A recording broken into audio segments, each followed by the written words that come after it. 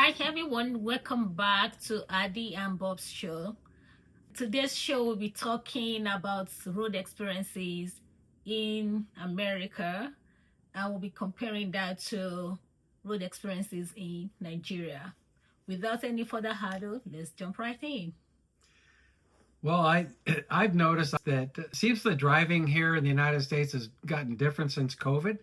It seems people are more distracted. They seem to be more on edge. I see a lot more running of red lights, a lot more running of stale yellow lights. And it just feels different to me. I've driven all over the world also. I've driven in Africa.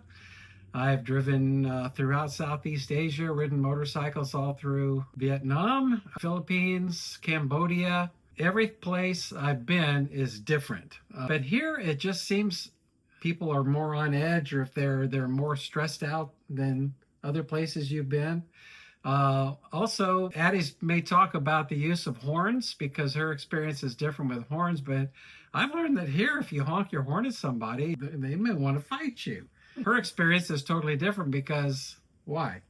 Yes, I'm from Nigeria, and when I moved to the United States, I noticed that was one of the things I noticed about driving. You drive without using your horn. You don't honk your horn in America.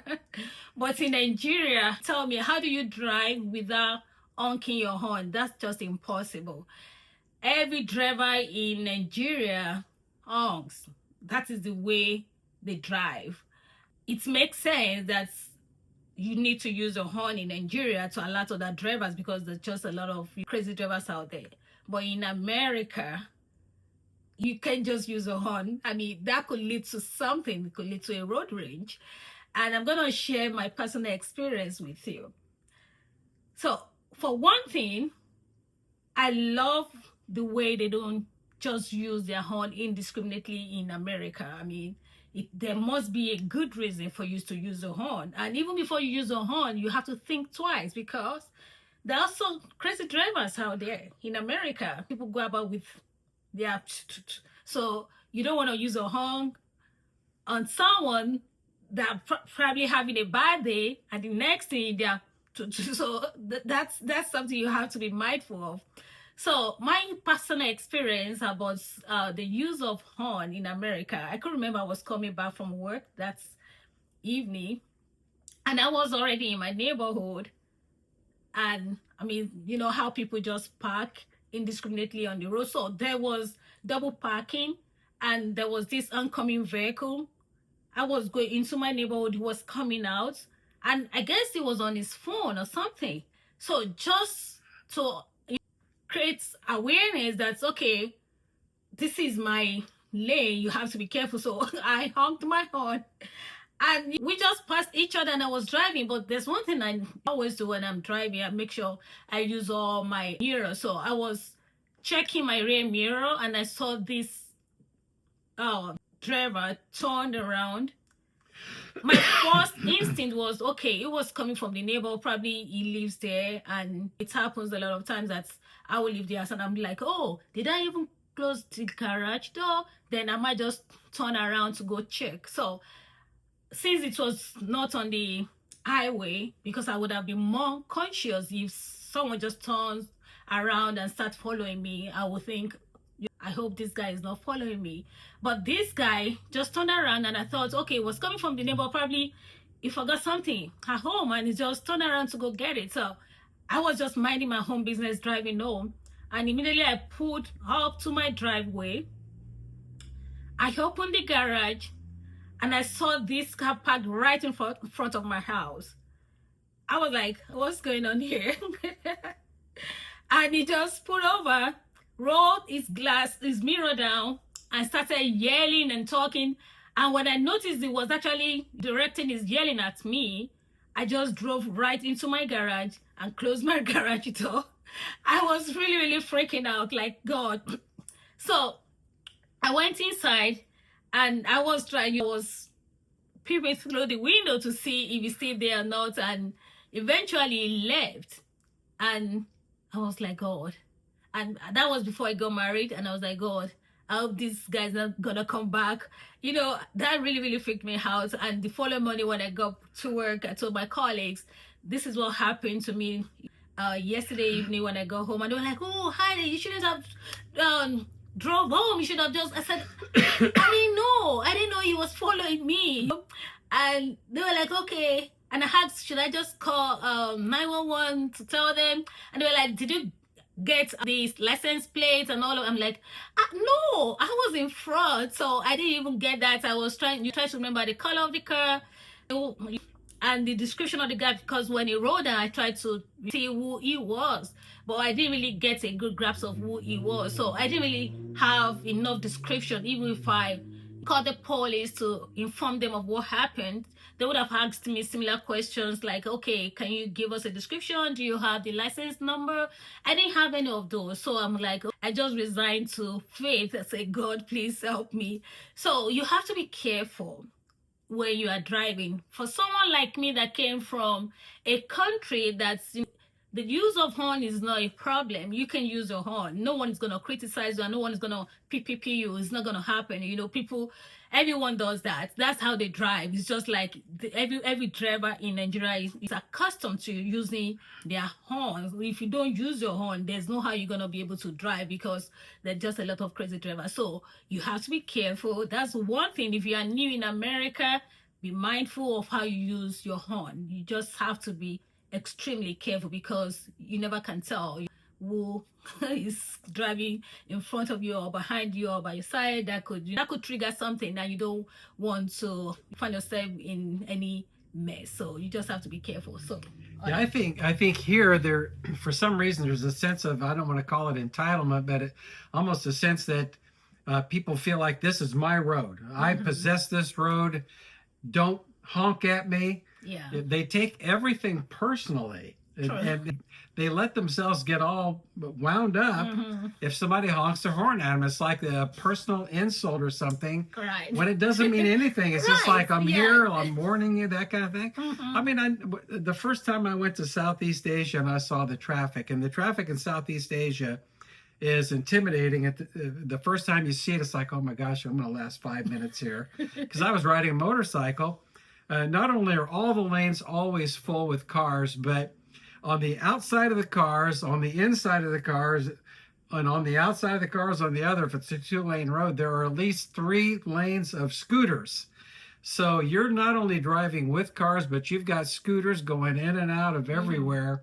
And you have to be watching your mirrors, and you'll hear little horn beeps all the time. And it's not because people are mad at you or they're it's just like they want you to know I'm here, or they're honking, say, come on in. You'll see a lot of people driving. You'll see a lot of people turn signals because the main thing is they know we're all going someplace. We all want to get someplace. Right. Let's work together. Let's honk. Let's beep. Let's do what we have to do to work together to get to where we're going safely. Now, I'm sure there are certain circumstances in Africa. I'm sure there are some everywhere where people get angry or they get their feelings or whatever. But for the most part, I found that Americans just are so possessive of the road. And I have a maxim that I use, and I don't know if you believe it or not, but the darker the window tint, the worse the driver. Oh, yeah, true. Because it just seems like when I get cut off by somebody, I look at them, I can't see in the window, and I think it's because they've been honked at and screamed at so many times, probably. They just go ahead and darken their windows so people can't see them. But yeah, anyway, it's just, I don't know, I've noticed that possessiveness there. Yeah. Also, another reason why you have to be careful when you are driving in America is a lot of drivers who are always in the haste.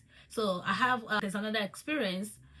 This day I was also coming from work, and of course there's always constructions going on, and everyone, you all move to one lane, and there was this driver that just wanted to jump over everybody to just get to the front. So he got to my back. He was behind me, and he was trying, like, I mean, there was no way for me to even let him. So I just maintained my lane, and I was there. So he wanted to come around me, but I mean, how do you even do that? So he couldn't, and I think that actually you angered him, and immediately the line moved. This guy just he went around me and got in my front and just suddenly stopped. Then he gave the middle Brake finger. check. They call that a brake check. Yeah, and he gave this, middle finger. I just laughed. So that's another thing you have to be watchful. You have to watch out for a lot of crazy drivers. You don't have to argue with anyone, even when they're doing something funny. And I think you understand what I mean by funny. They can give you a finger, they can roll down their window and yell at you. You don't have to say anything. Just let it go. Just let it go. Or smile. Or you can say, okay, you will wave at them. So that's another experience I've had about driving in America. Do you have other I totally agree with that. I mean, I learned on a motorcycle, cars and trucks are a lot bigger than motorcycles, so I don't fight or challenge anybody, it doesn't make any especially sense. on a motorcycle. But even in a car, here in the United States, you don't know if someone's going to be armed. You don't know what they're going through, if they're having a mental breakdown or whatever. So I just, I do everything I can do just to lay back, let people do what they're going to do. I've gotten very sensitive, and this is for motorcycling also, just looking inside the car and see what people are doing. You can tell if somebody's a little squirrely just by the way they drive or how they move their car around there. So I just try to have as much situational awareness as I can. Yeah. But and I'm not saying I'm always perfect at this. I really try not to get angry. I just let it go. There's no reason to get involved in it, to get involved in that anger.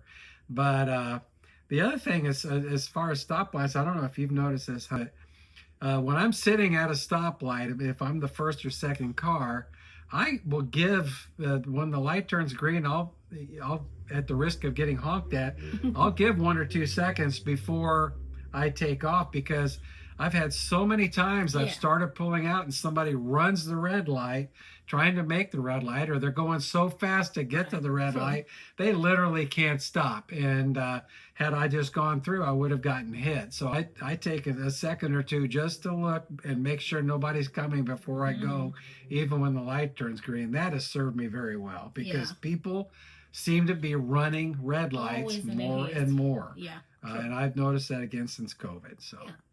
Yeah, very true. So my third experience on American roads is there was a day I was coming. This day I was coming from somewhere, not from work, and when I pulled into a street, I saw this car just following me, and when I stopped, he stopped. That's one thing you have to also be watchful of. You have to always check who is following you, because it's very easy to be carried away when you are driving. But please always ensure that if you turn and the car, and it's possible that both of you are going to the same place, don't get me wrong, but I mean, I'm following a car and it turns, I turn, sometimes I slow down so that it doesn't feel like I'm tailgating that car or following that car. So I try to let him or her know that I'm going on my way. So when there's a car following me, sometimes I just try to slow down so that they can move if possible, for them to just go. But if it's impossible for them to just go, I'll keep driving. But when I stop, when I pull up to my driveway or to my house, I have to also look around me to see if they also stopped. So this particular day, this car, as I pulled up to my driveway, he stopped, but he didn't stop on the street. And I was like, okay, what's going on? What's going on? So I immediately called my husband and say, well, I think this car's been following me. And just as I parked and I saw that he also parked, and I don't know what's up to and all of that. So my husband quickly ran downstairs to check. And he also saw the car was still waiting and all of that. So my husband couldn't contain it. He had to walk up to the guy and say, what are you standing here for? What's going on? And I don't know what they discussed, but we just thank God that we didn't have any issues or incidents. So when you are driving in America, please watch out for drivers or cars behind you, or any cars following you. if it's always it's your best interest not to drive home. If you think that car has been following you, can drive to a police station or a public place and park and see if they're just gonna drive away, or if they're gonna park, then you know that they're actually following you. So it's just about you being aware of your environment when you are driving. It's very important for your own safety as well. So you have to watch out for that. Absolutely. And I do remember that day, and I remember getting a bad feeling as I walked up to that guy. I just wanted to see what was going on, and he looked like someone who had just been caught. And I questioned him, and he had some very, very weak excuses. I said, well, I'm going to get your driver's license number. I don't know why you're here, why you were following her, but I know who you are now. I know your car, and I have your driver's license number. So I would recommend not coming back. I didn't say it that nicely, but he got the message. So yeah, anyway, it's all about situational awareness, being aware, just being alert, and maintaining cool. Don't let yourself that's very important. Don't let yourself get angry or carried away. It is a no-win situation. So anyway, those have been our experiences on the road. We would love to hear your experiences in the comments. So if you like this video, got something out of it, please like it and share. And we'll see you in the next video. Thank you. And subscribe. Okay. Thank you. Bye. Yeah.